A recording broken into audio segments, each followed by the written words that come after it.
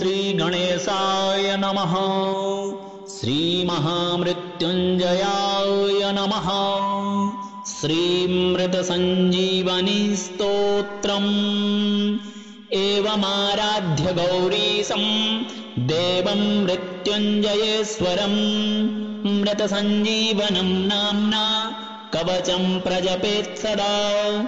सारात्सारतरं पुण्यं गुह्याद्गुह्यतरं शुभं महादेवस्य कवचं मृतसञ्जीवनाभिधं।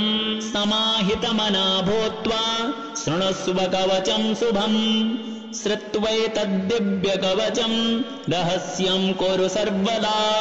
वराभयकरो यज्वा सर्वदेवनिसेवितः मृत्युञ्जयो महादेवः प्राच्यां मां पातु सर्वदा। दधानः शक्तिमभयां त्रिमुखं षड्भुजः प्रभो सदाशिवोऽग्निरूपी माम् आग्नेयां पातु सर्वदा। अष्टादशभुजोपेतो दण्डाभयकरो विभुः यमरूपी महादेवो दक्षिणास्यां सदावतो। खड्गाभयकरो धीरो रक्षो गणनिसेवितः रक्षोरूपी महेशो मां नैऋत्यां सर्वदावतो। पाशाभयभुजः सर्व रत्नाकरनिसेवितः वरुणात्मा महादेवः पश्चिमे मां सदावतो। गदाभयकरः प्राण नायकः सर्वदा गतिः वायव्यां मारुतात्मा मां शङ्करः पातु सर्वदा।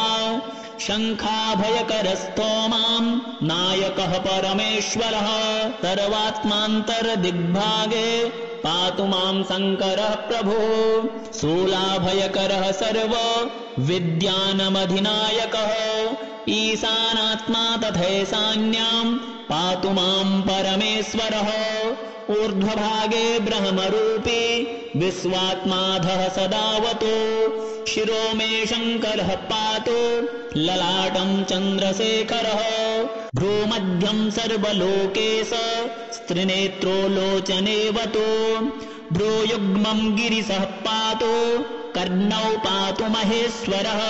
नासिकां मे महादेव ओष्ठौ पातु वृषध्वजः। जिह्वां मे दक्षिणामूर्तिर्दन्तान् मे गिरिशोऽवतु। मृत्युञ्जयो मुखं पातु कण्ठं मे नागभूषणः। पिनाकी मत्करौ पातु त्रिशूली हृदयं मम। पञ्चवक्त्रस्तनौ पातु उदरं जगदीश्वरः। नाभिं पातु विरूपाक्षः पार्श्वौ मे पार्वतीपतिः। कटिद्वयं गिरीशो मे पृष्ठं मे प्रमथाधिपः। गुह्यं महेश्वरः पातु ममोरो पातु भैरवः। जानुनी मे जगद्धरता जङ्घे मे जगदम्बिका। पादौ मे सततं पातु लोकवन्द्यः सदाशिवः। गिरिशः पातु मे भार्यां भव पातु सुतान्मम। मृत्युञ्जयो ममायुष्यं चित्तं मे गणनायकः। सर्वाङ्गं मे सदा पातु कालकालः सदाशिवः।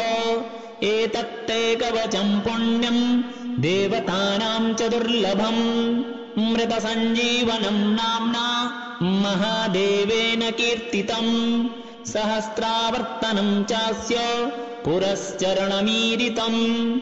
यः पठेत् शृणुयान्नित्यं सावयेत् सुसमाहितः।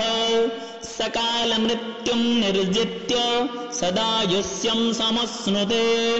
हस्तेन वा यदा स्पृष्ट्वा मृतं सञ्जीवयत्यसौ। अधयो व्याधयस्तस्य न भवन्ति कदाचन। कालमृत्युमपि प्राप्त असौ जयति सर्वदा। अणिमादिगुणैश्वर्यं लभते मानवोत्तमः।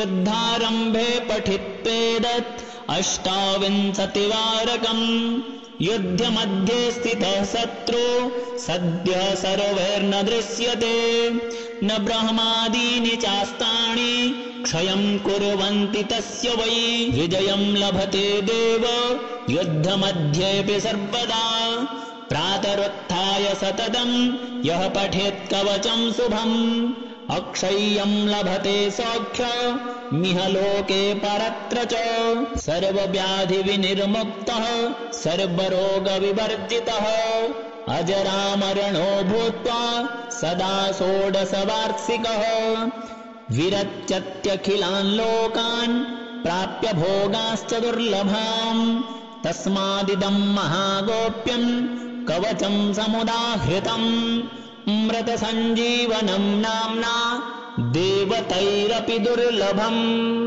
एवमाराध्य गौरीशं देवं मृत्युञ्जयेश्वरम् मृतसञ्जीवनं नाम्ना कवचं प्रजपेत् सदा सारात् सारतरं पुण्यं गुह्याद्गुह्यतरं शुभम् महादेवस्य कवचं मृतसञ्जीवनाभिधम् समाहितमना भूत्वा शृणुष्व कवचं शुभम् श्रुत्वैतद्दिव्यकवचं रहस्यं कुरु सर्वदा वराभयकरो यज्वा सर्वदेवनिसेवितः मृत्युञ्जयो महादेवः प्राच्यां मां पातु सर्वदा दधानः शक्तिमभयां त्रिमुखं षड्भुजः प्रभो सदाशिवोऽग्निरूपी माम् आग्नेयां पातु सर्वदा अष्टादशभुजोपेतो दण्डाभयकरो विभुः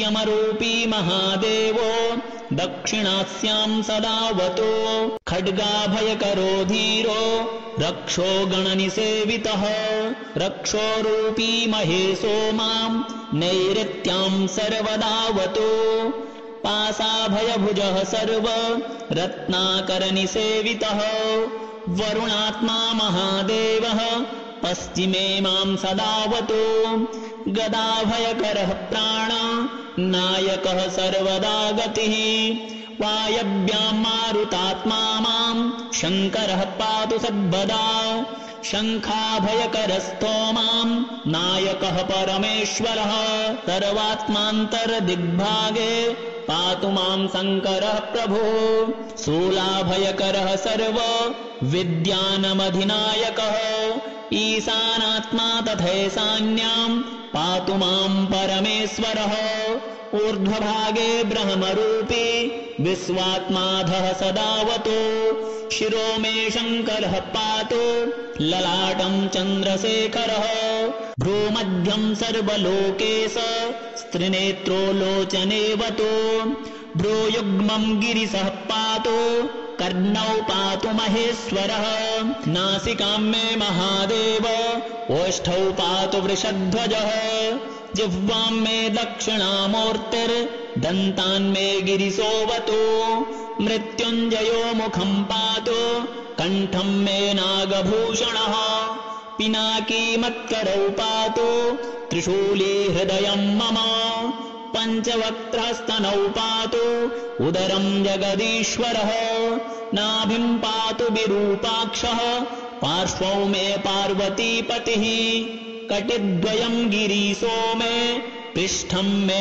प्रमथाधिपः गुह्यं महेश्वरः पातु ममोरो पातु भैरवः जानुनी मे जगद्धरता जङ्घे मे जगदम्बिका पादौ मे सततं पातु लोकवन्द्यः सदाशिवः गिरिशः पातु मे भार्यां भव पातु सुतान् मम मृत्युञ्जयो ममायुष्यं चित्तं मे गणनायकः सर्वाङ्गं मे सदा पातु कालकालः सदाशिवः एतत्ते कवचं पुण्यं देवतानां च दुर्लभम् मृतसञ्जीवनं नाम्ना महादेवेन कीर्तितम् सहस्रावर्तनं चास्य पुरश्चरणमीरितम् यः पठेत् शृणुयान्नित्यं सावयेत् सुसमाहितः सकालमृत्युं निर्जित्य